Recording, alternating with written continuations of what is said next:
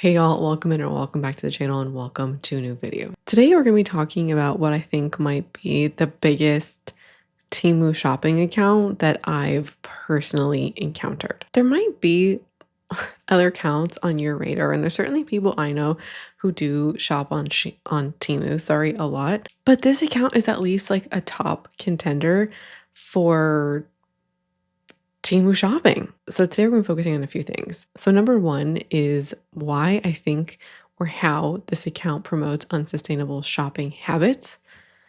Number two, we're going to talk about how this channel promotes overconsumption. And then number three, we're going to also talk about some of the sustainable and environmental implications of shopping on Temu. So the account in question today is Isla or Ella.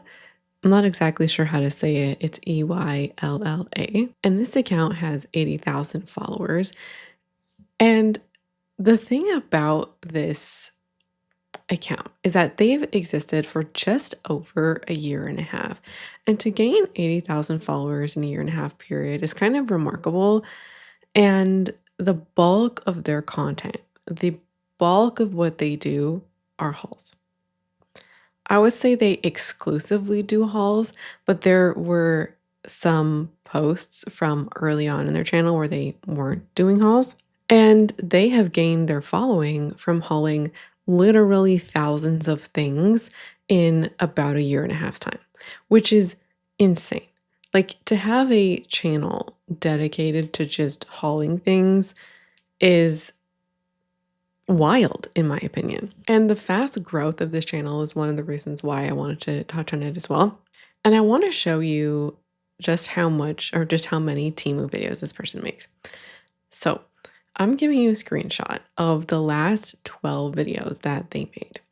And of these last 12 videos, 50% were Temu hauls. And this isn't just the extent of the hauls because they do more hauls. So even in those other 6 videos that aren't Temu hauls, they are still hauls and her showing new things. They're just not Temu hauls. It's honestly alarming to go through this channel and just seeing like unboxing, Temu haul, Temu haul, Temu haul.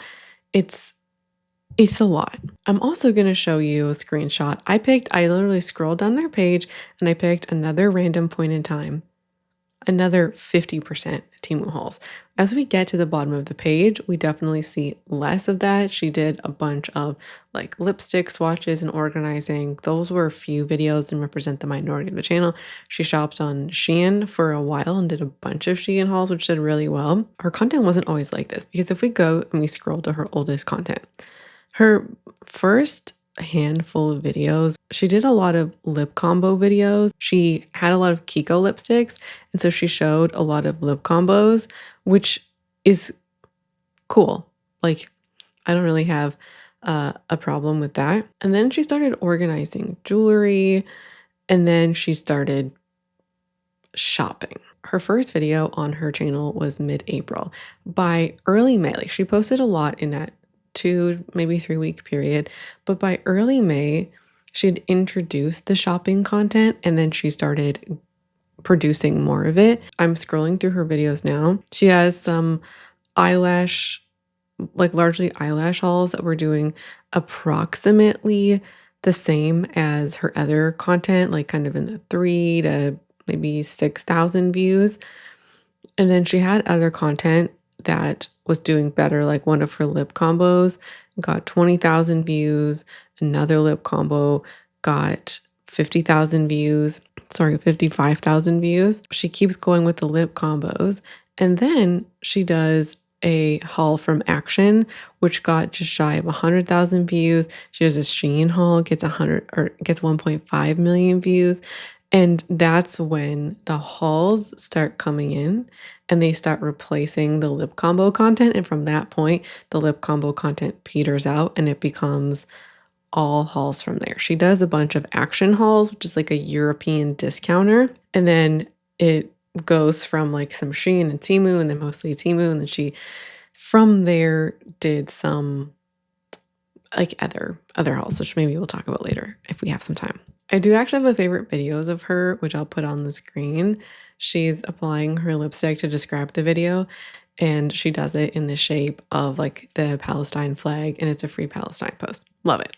So I have two related issues with this kind of content. The first is the tremendous amount of shopping that happens on this channel, and then the where the shopping takes place, which the focus of this video is the Temu.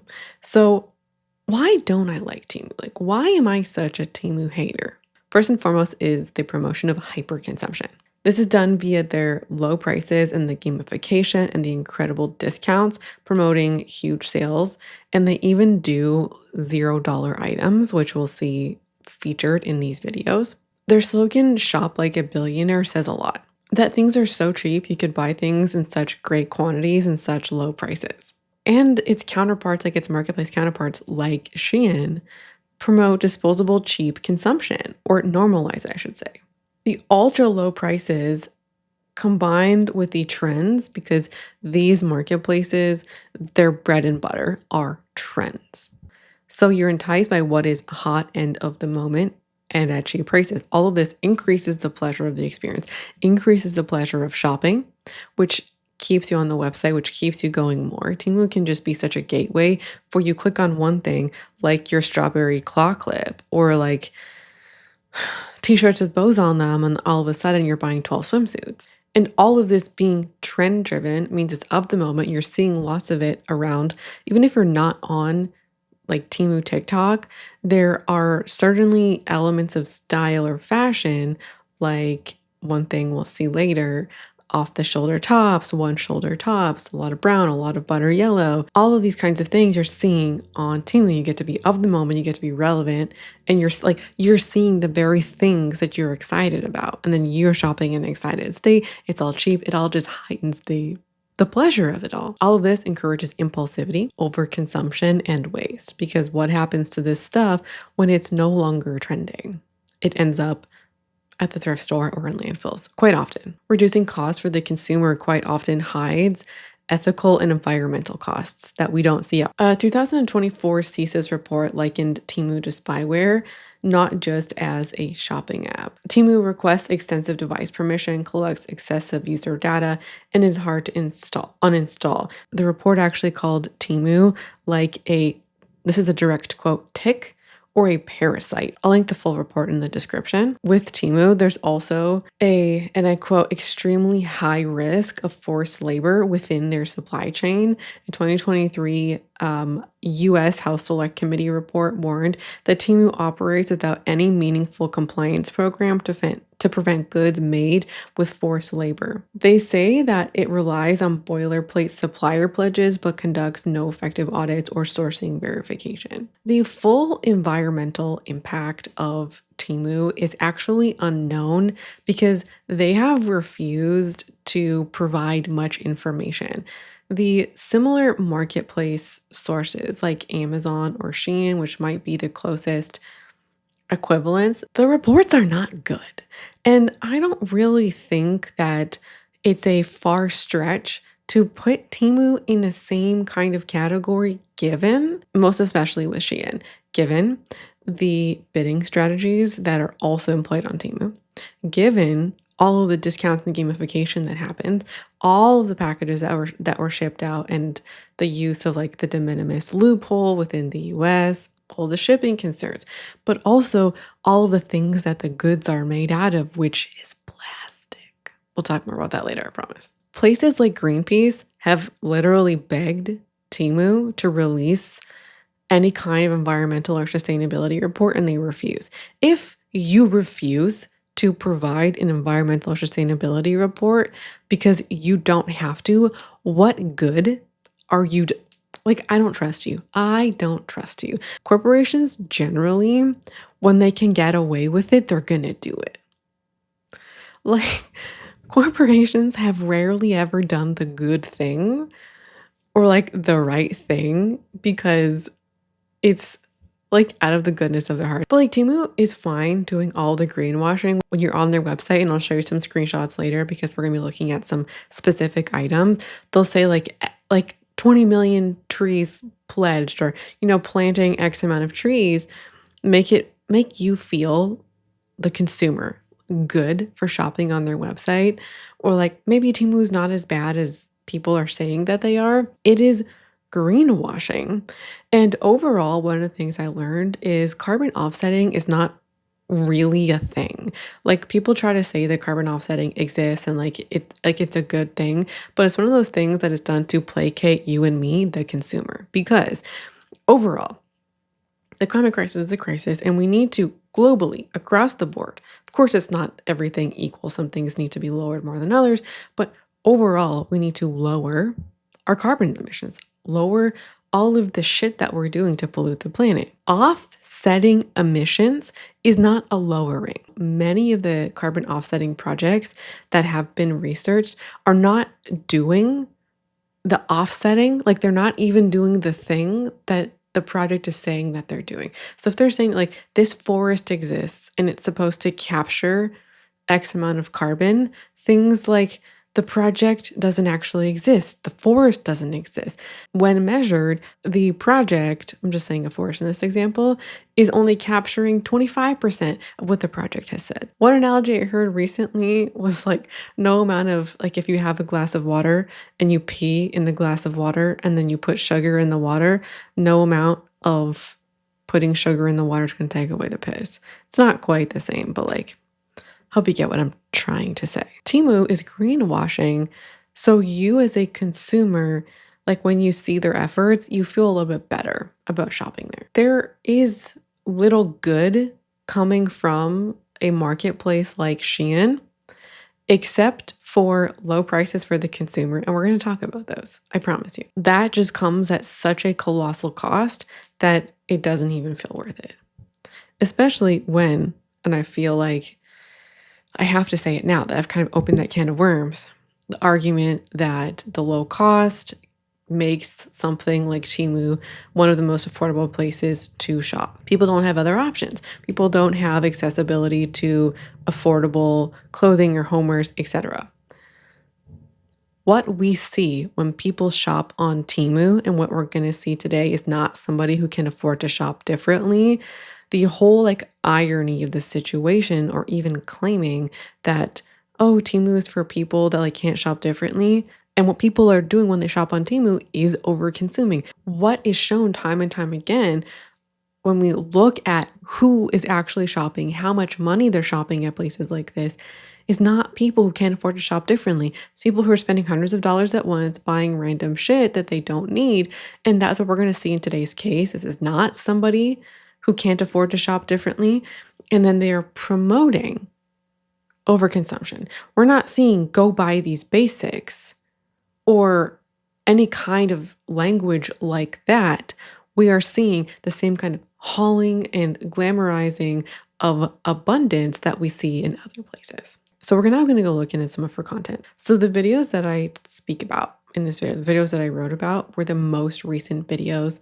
I did go back and look at some even older ones to make some points, but she has posted within the like 2 days that I was working on this script, she has posted more videos. I want to show you examples of the kinds of things that she posts, the kinds of hauls that she posts. So we're gonna, like a big part of today's video is gonna look at a 4-part haul. Part 1 has 1.5 million views. Part 2 has 400 million views. Part 3 has about 85 million views. And part 4 has 330,000 views. One of the things that she does is she'll buy like 1 or 2 packages worth of stuff and then break it up and make more videos. It's a common strategy of hers, but also other people's content. So I'm not going to show you all of it. I'm going to show you some like bits and parts. And then I'll also recap everything that she buys at the end. I'm not doing this to hide anything, just for brevity. And so if you happen to come across this creator on TikTok, best to not engage. So here's part 1.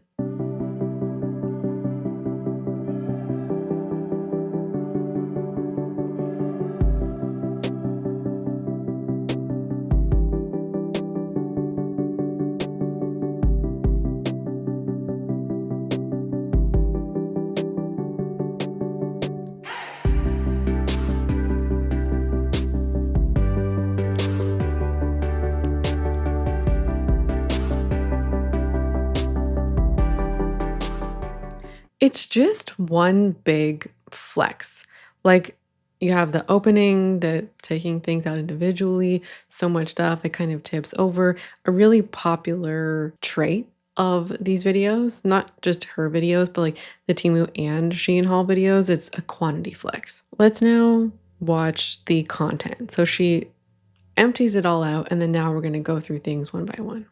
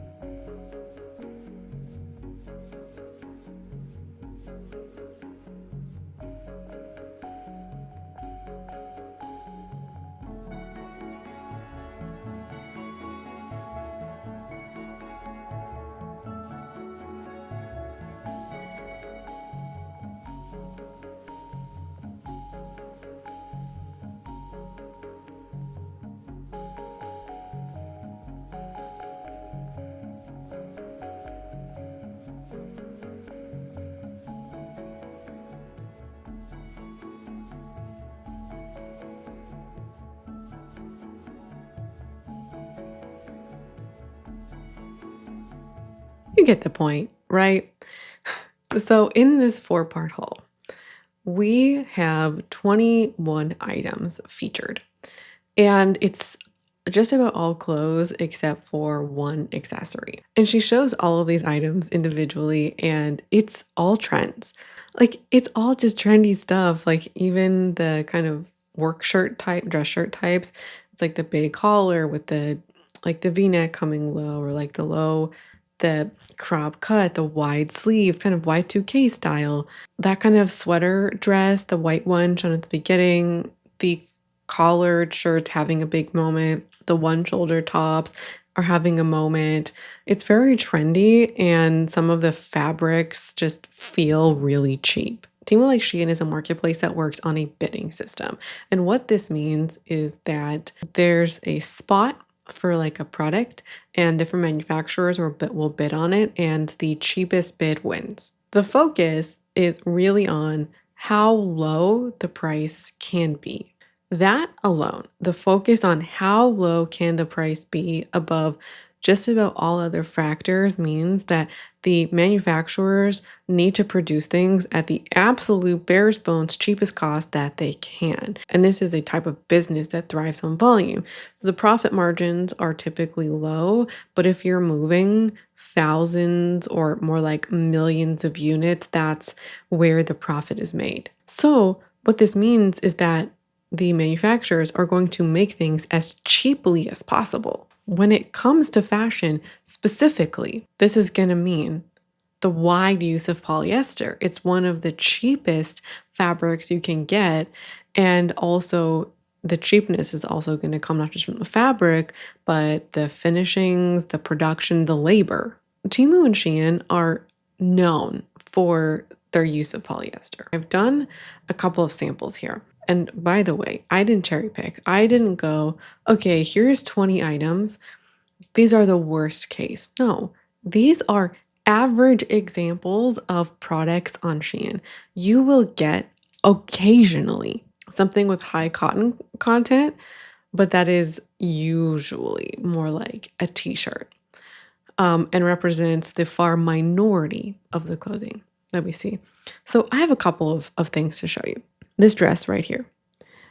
This was featured in the second video, black one shoulder, like off the shoulder dress. So I have here, I'm looking at it now, and how the listing appears if you were to go and buy this dress. You'll notice in near the bottom right, it says Temu's tree planting program. Nowhere in this main section that you would click on actually provides any garment information. Traditionally, in like most websites, most clothing retailers, In the right sidebar, you'll have a drop down or like an expandable thing where you can look at fabric content as well as potentially washing instructions or more garment information. Not here. You have to scroll. Okay, so we saw in the bag, one of the reasons why I chose this particular one is because you saw the bag and this is the name on the bag. So, like, to prove I'm not making shit up. We go down composition 94% polyester, 6% elastane. And then where's the washing instructions? Operation instruction, machine wash or professional dry clean. Machine wash is kind of a shit instruction because when you actually look at your washing instructions, it will say specifically tumble dry, do not dry, wash in cold water, hot water. This doesn't give you information. I don't have the specific garment here to know if there's more information on here. This is just low information, low quality information. Okay, another example. This top, it's the red and white pinstripe top from the second reel as well. Same deal. The tree planting stuff is in the bottom right. Looks the same as the previous one, just in like the overall setup of the main page. Product details, 98.1% polyester.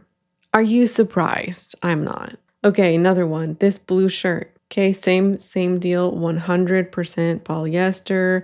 So, why is polyester a problem? Polyester is a synthetic derived from petroleum, and it requires a large amount of crude oil in order to produce this. This emits high levels of greenhouse gases, especially compared to natural fibers like cotton or hemp. Polyester production emits nearly 3 times more CO2 than cotton per kilogram of fabric. Cotton is water intensive and it's kind of a dirty crop as well. Like, I'll give you that. So it's not like cotton is the holy grail of fabrics, but polyester is oil.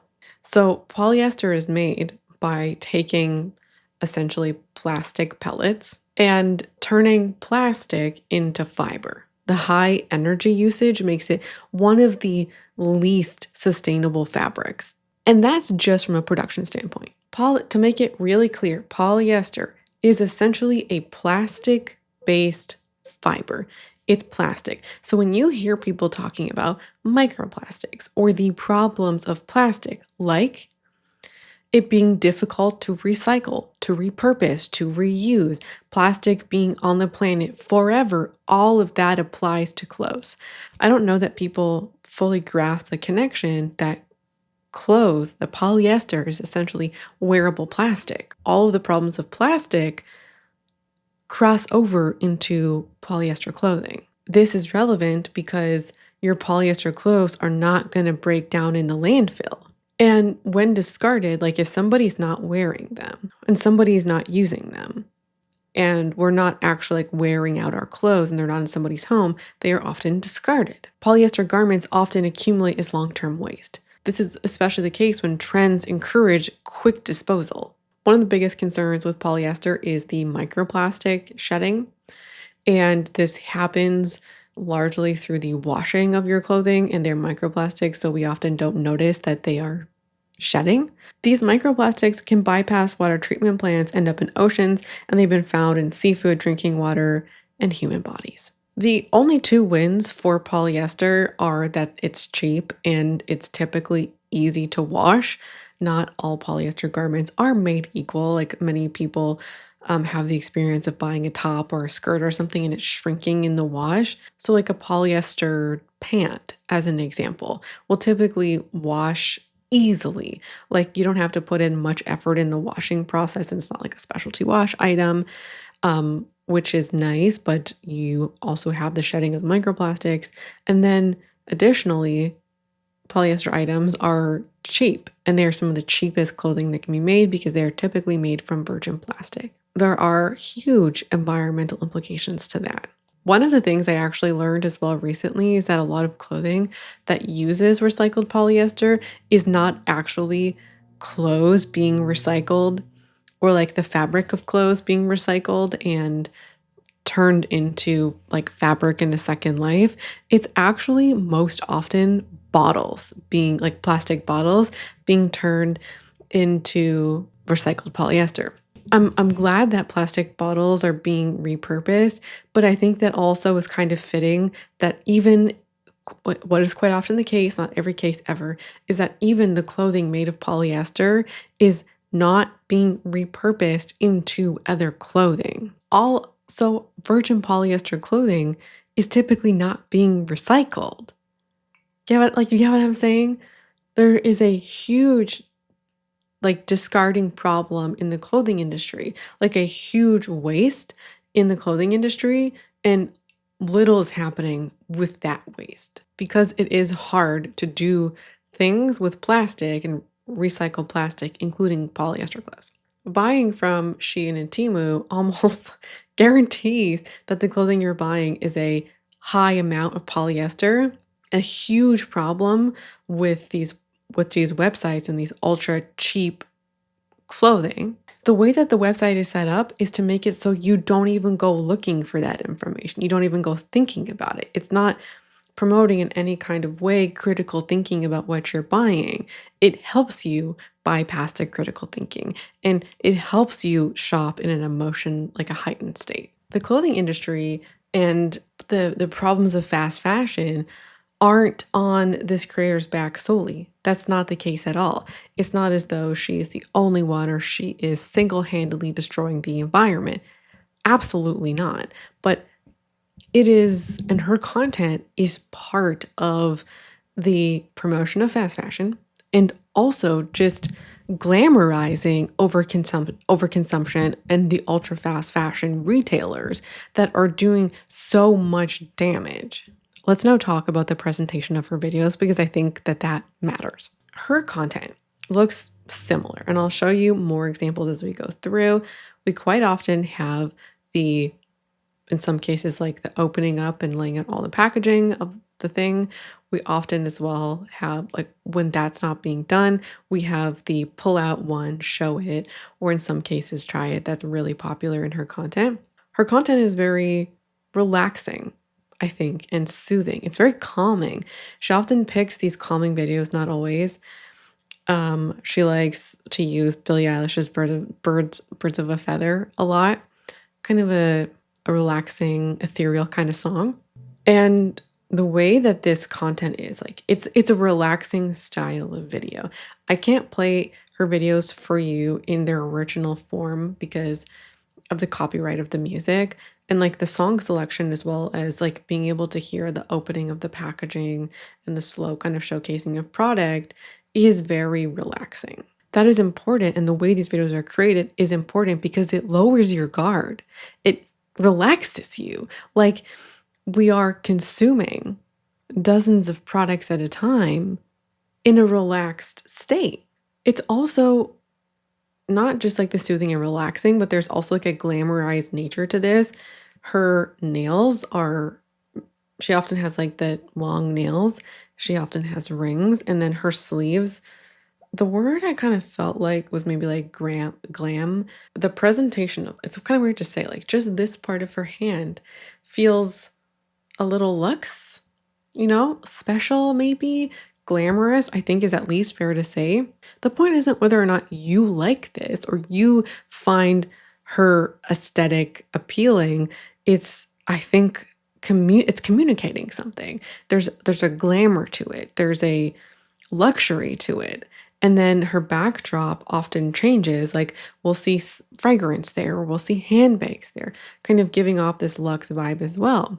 Her content has this aesthetic, luxurious packaging to it. And this aesthetic packaging reframes or shifts our perspective watching what is ultimately overconsumption. Instead of feeling jarring or overwhelming or a lot, it feels aspirational, or it feels calming or glamorous, or maybe easy, like relaxing. This kind of packaging presents, fast fashion and Temu as less harmful than what it actually is. It like removes and distances us from the harm of it. When in reality, this kind of shopping can be extremely detrimental to our homes, to our like mental and physical space, and to our wallets. It is unrealistic for anybody to Like she has done I counted, she has done 70 videos on this. And if on the low side, every 4 videos was a new haul, we're talking somewhere between 10 to probably 60 hauls within a year and a half just on Temu. I know she's done more than 10. I know this. So if we're looking at more like 20 to 60 hauls or 20 to 50 hauls in a year and a half, that's hundreds of products from Temu. Her content reinforces and normalizes bulk buying, not occasional shopping, not even seasonal shopping, but regular shopping, shopping as a hobby. And it minimizes and pushes away all of the problems of shopping like that and Temu or Shein or wherever she's shopping, because as mentioned, she shops on Shein, pushes all that away because it looks good. I think all of this can establish somebody like her as potentially like somebody, if she's always shopping, she knows the trends. She knows what's new. She knows what's out there. And this can nudge viewers to view her as somebody who knows what's up, knows what's in style, knows what's trends, can come to her for these things, or they just know that they're going to see Temu content and people want to be engaged in the Temu content. We saw the trendy pieces in her videos. It's the kind of stuff that is made to be used for a few months, probably a year, maybe 2 at most. And it just promotes the following of the trends, staying on top of trends, which is not really surprising given that trends are Temu's bread and butter. A lot of her videos as well have like the €0 Temu haul, and it's featured as the title. So you know you're going to get a good deal. And it's a way, I think, to get people's attention. It's worth mentioning this because I think that the low cost of these items or the low cost implication makes it feel like what's happening is low stakes. Cost you no money or cost very little money. The stakes are in fact quite high. The creator doesn't actually need to say, go buy this to communicate that message or to make her haul or shopping on Temu enticing. This is entirely the power of the influencer haul culture and aestheticizing hauls. Hauls don't need a hard sell, especially because of the pleasures of shopping. She doesn't just haul clothes either. She does a lot of random hauls. Like she's done beauty hauls with like lip products, and she's purchased makeup and beauty products off of Temu. Eyebrow products, lip products, false lashes. She's also done some facial devices. But there's also like, oh, and electronics. She's bought multiple fans. There was a really recent video, which I'm going to play on the screen now. It's kind of weird because it's a weird compilation of stuff. Actually, you know what? Let's just watch it. I was going to play it on the side, but it's kind of just a strange video.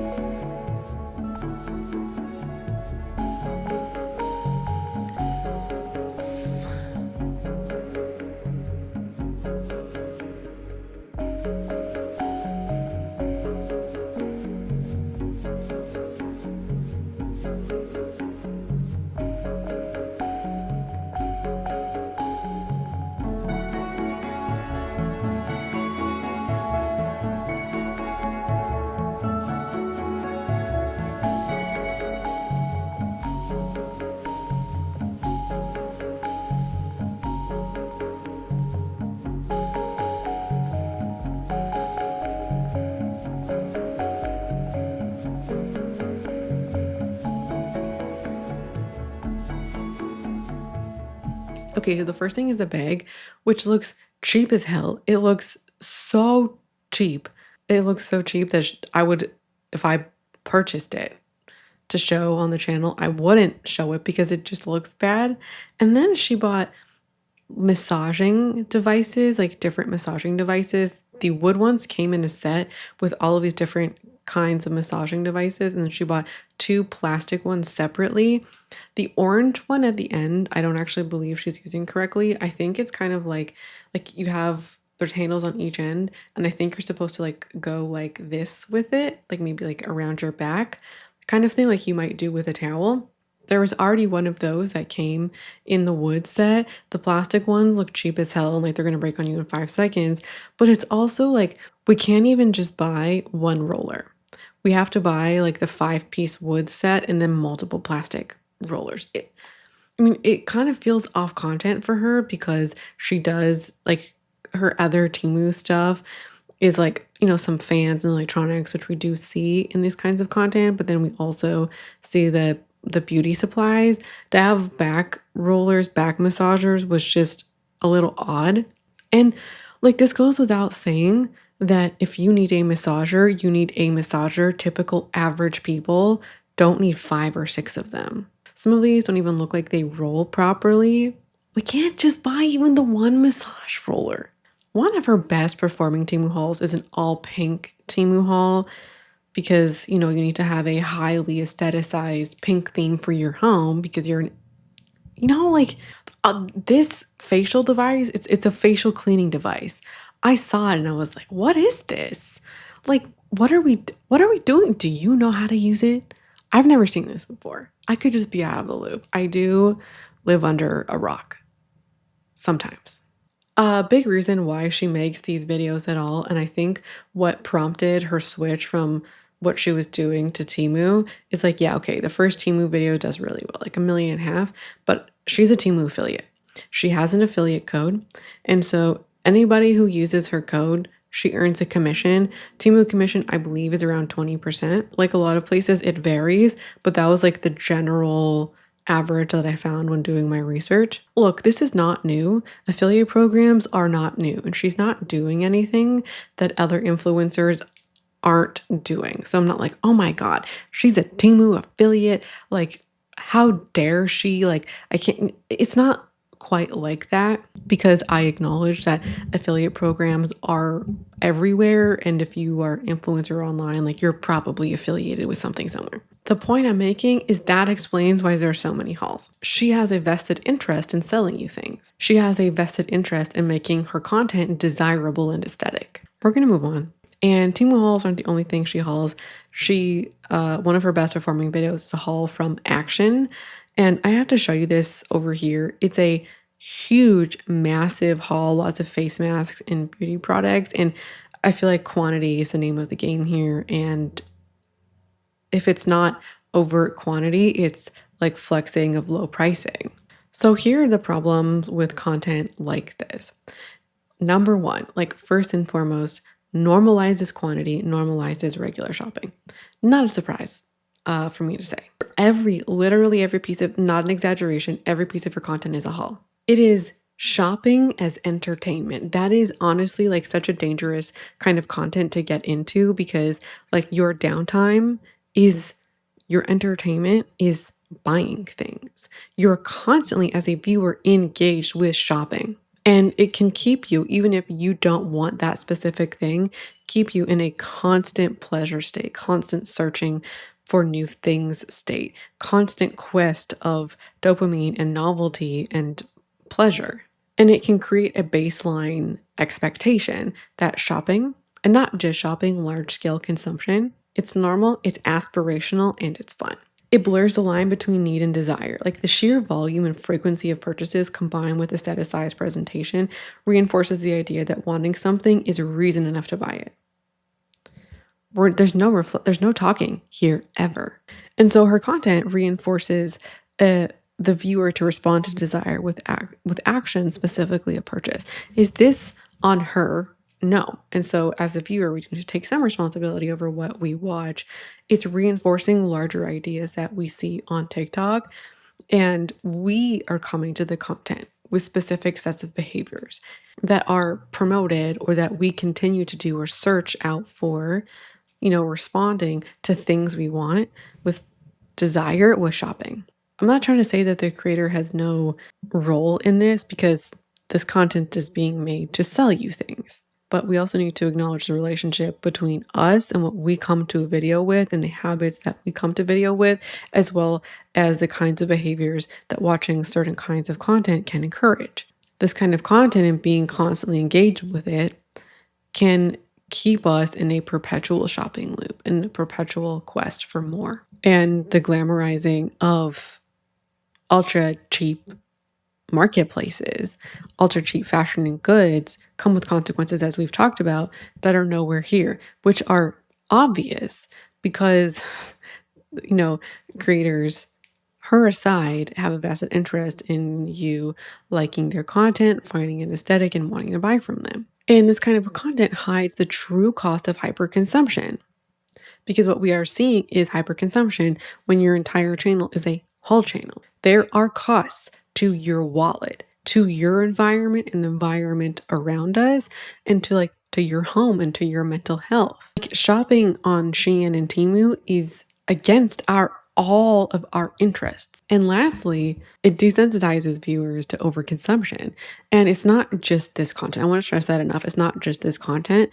It is the cumulative effects of all of the niches of all of the stuff that we see all of the time, most especially if we view shopping as entertainment and go to people shopping and hauling as entertainment and watching that as our main source of content. Seeing literally hundreds of items come into somebody's home is not normal, but we at once maybe blanked a little bit about that at some point, and now it's entertainment. It's normal. We don't question it. We don't think it. Our alarm bells and the what the hell is this? Is this so much stuff?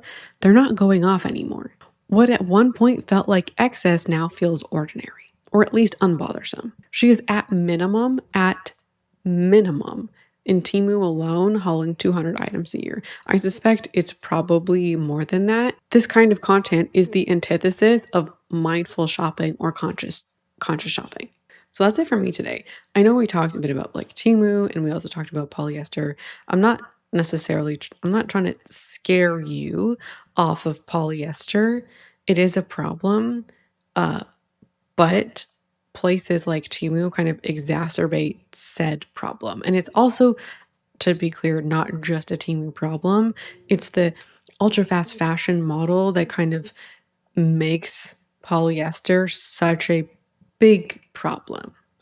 Because even some of your favorite mall brands, even cheap mall brands like maybe Old Navy, are not producing the quantity and rate of cheap polyester clothing that is bound for the landfill quite often with the hyper trendy items like Shein or Temu.